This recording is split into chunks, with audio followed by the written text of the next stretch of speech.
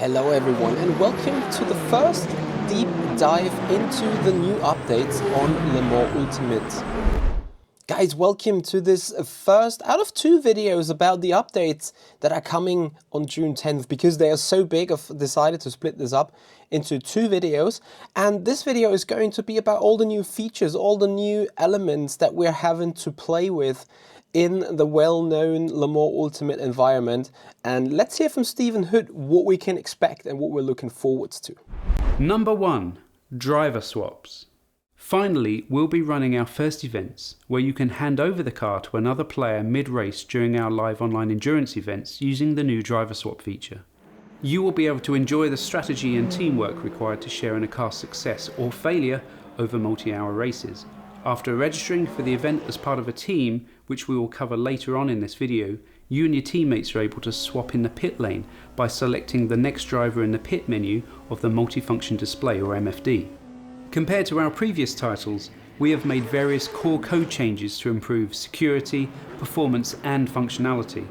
When you join a server, the game knows which car you are participating with, enabling your teammates to configure your pit stops. This has the additional bonus of allowing any team member to resume from the pit lane in the unfortunate case of a technical issue. Finally, here we are with the driver swaps, the most anticipated and most needed update to the Le Mans Ultimate platform, and what kind of update that is. If we're looking into the past of where Motorsport Games is coming from, where also Le Mans Ultimate is originally coming from, which was rFactor 2. Now, many people have said, oh, this Le Mans Ultimate is just like an rFactor 2.5 kind of thing, whatever. Yes, it seemed so in the beginning. However, 1 year later, we see a total different architecture, a total different structure of coding and features in Le Mans Ultimate. The new driver swaps coming to Le Mans Ultimate now, and obviously the update has been postponed, and we've spoken about that in the little teaser that we had a week ago, saying that they are doing an awful lot of coding and an awful lot of work to this driver swap system. So that's why I'm gonna make a bit more of a fuss out of this, because essentially the driver swap is still the same kind of technology that we've seen in rFactor 2, right? You come into the pits, you hand over the car to your teammate, and your teammate goes off. However, there is a lot of things that have changed in the meanwhile. Remember, back then in rFactor 2, you joined a server, you clicked on a car that was available to be picked, and you went in there as a spectator. Now, you could take off or take over any other car with the allowance of the driver using it, right? So if I jumped onto a different team's car and clicked passenger right, the passenger select button, then my name became available on a different team to be selected. So suddenly I could be driving the wrong car or screwing up someone's safety, or someone's, I can't see the word, brain. Someone's confidence was the word I was looking for. Sorry about that. Yeah, you could screw up someone's confidence with the wrong name popping up or is being selectable on the LCD, right? And you could, yeah, like just screw things up very easily. Now on Le Mans Ultimate, it is different.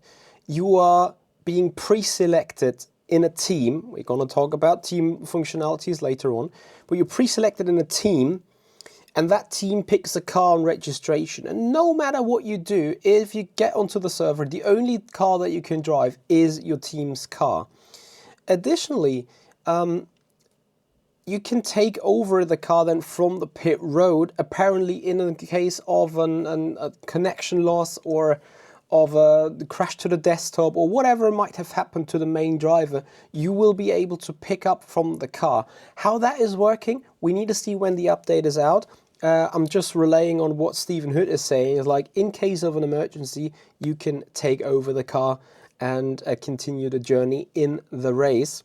We've seen very interesting things with the LCD here already. You've seen on the right hand side, there was this the screen where someone selected a driver, someone selected tire, fuel, virtual energy, while the car was still driving, like it was in some watch or spectator mode. So that is an interesting thing about team functionalities. We're going to talk about that in a moment. But before that, we're gonna see a couple of small setbacks that are coming with the new update. We've spoken about it. It is new code. It is something entirely new. The community has done an awful lot of testing with Studio 397 and Motorsport games. However, no matter how hard you can test something on the backyard, the moment it is out in the public, different machines, different type of people, different people that have a different understanding of game files, that have a different understanding on how R-Factor 2/Le Mans Ultimate works or used to work. There is a whole different element that you just can't simulate. And that is obviously also the reason why this took so long, right? Like, they've done all that recoding, all that rewriting of codes and stuff. That really took its time, and it is something entirely new. Hence, and Stephen is going to talk about it, the driver swaps will sadly only be with limited access to a certain extent, for the moment. What's the state of this feature in the release? Well, whilst we have intensively tested this internally with the help of some community members, the large-scale performance testing of servers and driver swap information many hours into a race is not an easy task for a team of our size. Therefore, we are releasing it first only in special events so that we can closely monitor performance and make adjustments in our own environment. We will publish upcoming team-based special events across our social media and in-game channels, so keep an eye on those to find out when these will be available. In future, we will be expanding these races to create new team-based online championships and to leagues via racecontrol.gg and SimGrid as we gain confidence in the feature's robustness. So, as I said, a small little setback with this only being available in special events for the moment. However, you've heard it, the more robust the system get, the more information they get, the more bugs they can erase, the quicker we will see this also being rolled out to online championships, and most importantly to the hosted sessions, because that will allow custom leagues such as Jimmy Ellison Virtual Endurance Championship, or other endurance leagues, obviously, that we know from the R-Factor 2 world. They are finally having the chance to come over, do their race calendar, do their structure, do the things the way they want to do it to a certain extent, obviously within a kind of limited frame to an extent as well from Race Control GG or SimGrid. But that will be a major feature for the leagues coming over. However, and this is another small setback, right? As much as the system, as much as the technology is now available in the game, it is being exclusively to Studio 397 at the moment still. So even if there were some leak on the fence being like, oh yeah, we're just waiting for the driver swaps and then we're gonna jump over to Le Mans Ultimate, they may have to wait a little further. But I'm pretty sure at some point they will also enjoy the full variety of Le Mans Ultimate, the entire platform, and obviously all of the features. Speaking about features, we're heading into the next topic. But before we do so, guys, if you appreciate this video, give it a thumbs up, please. Subscribe the YouTube channel, ring the bell, and most importantly, let me know down in the comments area below, what do you think about this new driver swap system that's coming to Le Mans Ultimate? Excited? Disappointed? Great things, bad things? Let me know. I'm really interested to hear your thoughts. And now we dive deep into the team functionalities. Number 2, team management. Rather than just allowing one-off entries into races, we've created a team dynamic in Le Mans Ultimate powered by Race Control that allows you to create a team identity and invite your friends into it. You'll then be able to nominate roles for your teammates and assign them to cars or lineups. You'll find teams available in the top right of the navigation bar. From this menu you can see your invites, accept or reject them, or create your own team directly inside the game itself. When creating a team, you'll be able to upload a logo and also a background page for all your teammates to see, which will then be used elsewhere in event pages. So, team functionalities, an own page for your team with a logo, with a background, probably later on with statistics, I'd assume, with a full member controllership, as we've seen. You'd be adding drivers, allocating them to a lineup. That will be interesting for sure. And this reflects back to what I said earlier on about the driver swaps. it is now very much more predetermined, like which driver is able to jump onto which car in a race, right?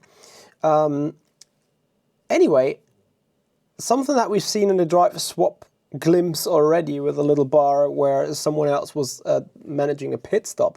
We now have a closer look into the different roles the members of the team can take within Le Mans Ultimate. Here's a bit more information about the roles that are available. Driver. What it says on the tin. Drivers drive the car, and that is all they do. Engineer. This role will allow a player to be on the server, see data from the car and session, whilst also being able to make pit stop changes. As you can see on the new watch screen that we are making available for team races, there's quite a lot of detail to sink your teeth into. The engineer role, if used correctly, can be an invaluable contributor to your team's success or failure. Manager.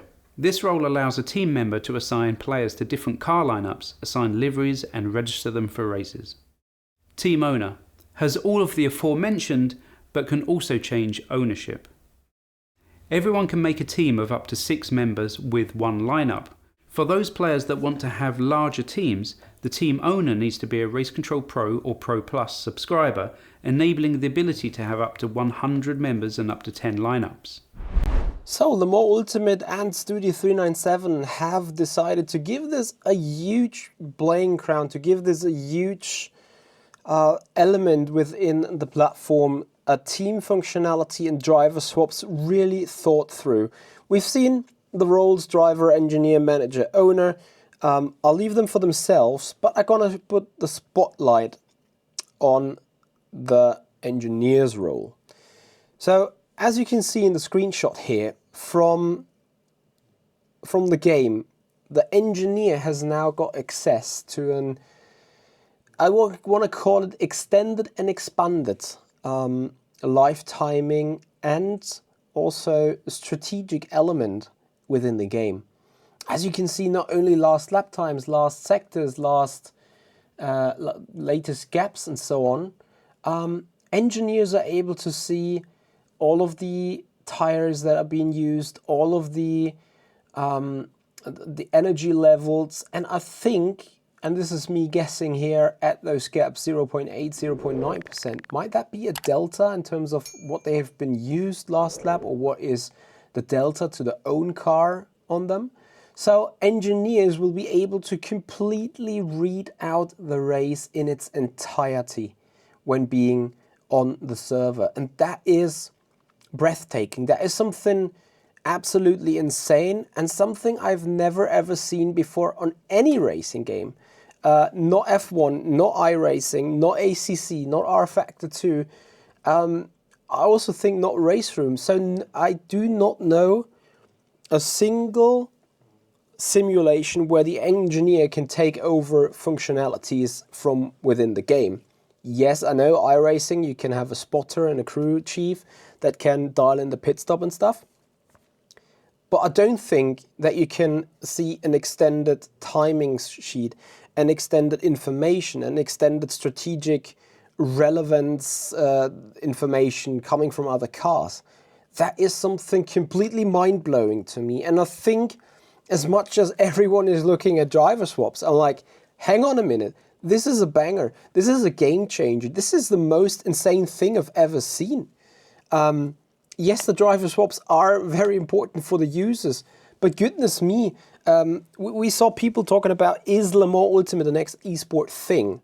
And now an engineer that most of the professional teams have anyway, but now he got an actual playground. It's not like, I'm going to fetch this information from that app, I'm going to try fetch that information from this app. No, it's all in the game. You sit on the server, you're just watching your own car, you're live on it, and you get a lot of information that you can anticipate when dealing with a strategy for your own team.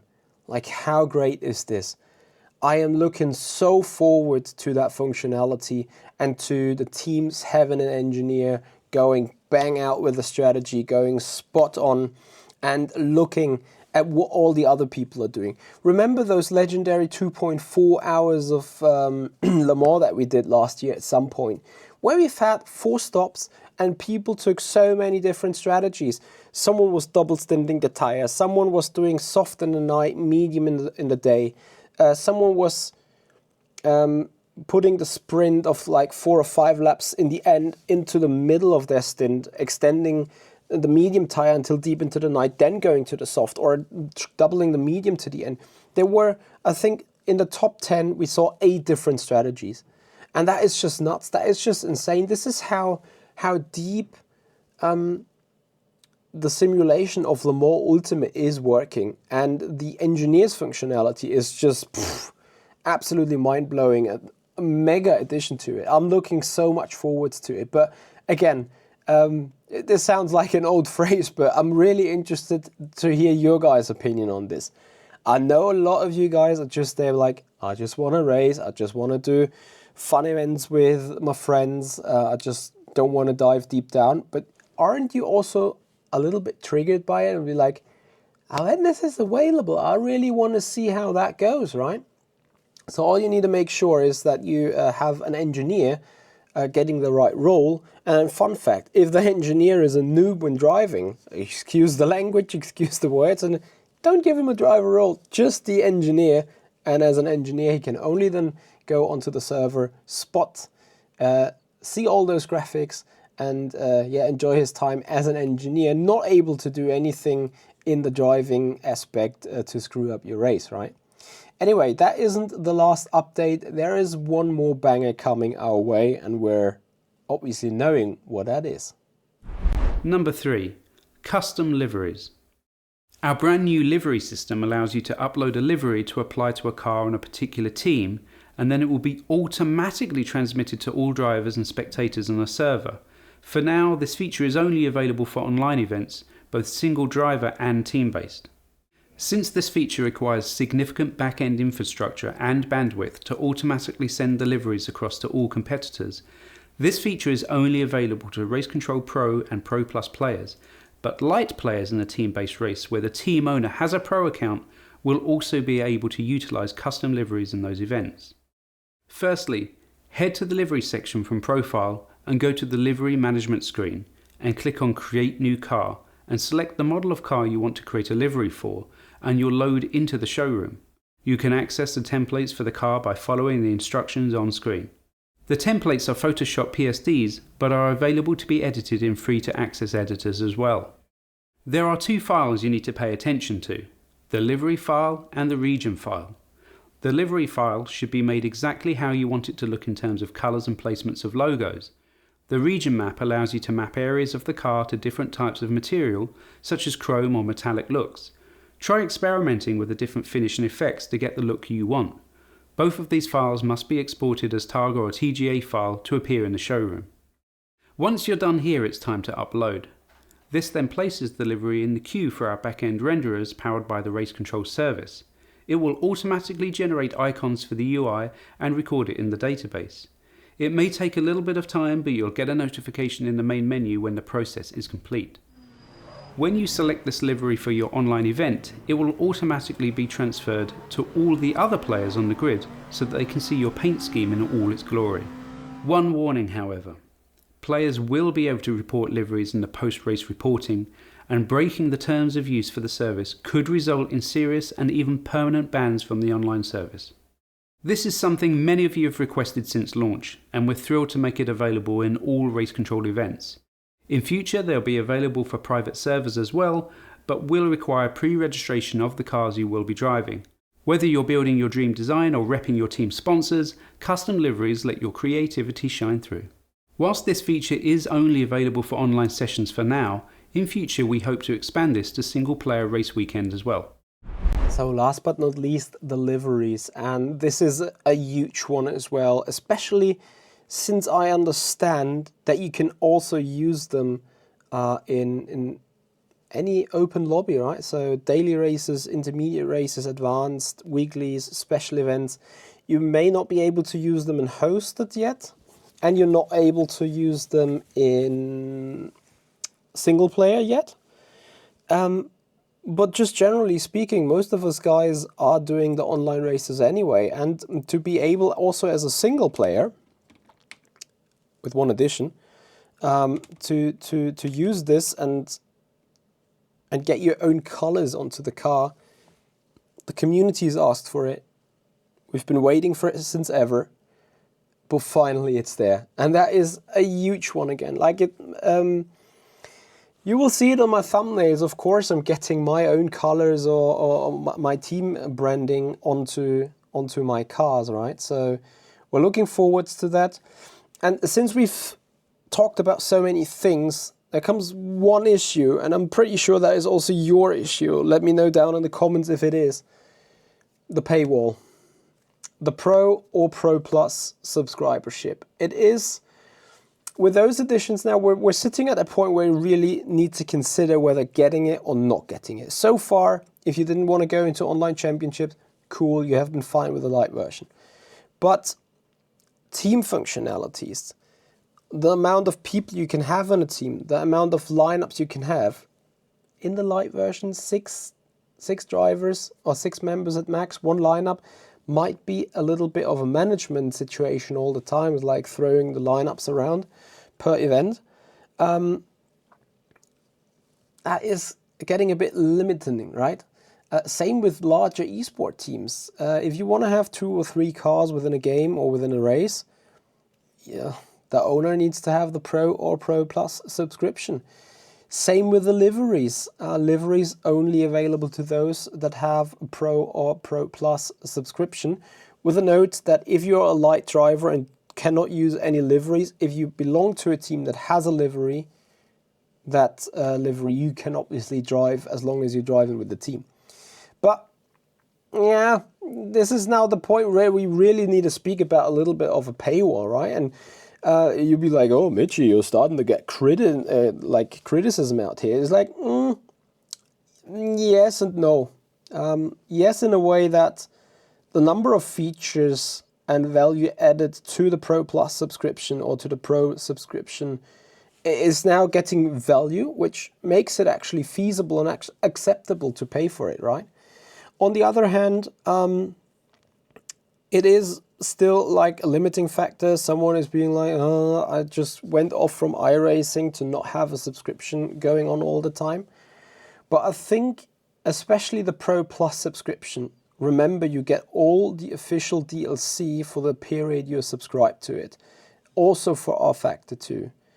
And I think it is it €7 a month that you pay? It isn't that much. It gets a lot of added value now to it. However, I have to note it from a neutral standpoint that this is obviously a limitation to an extent, right?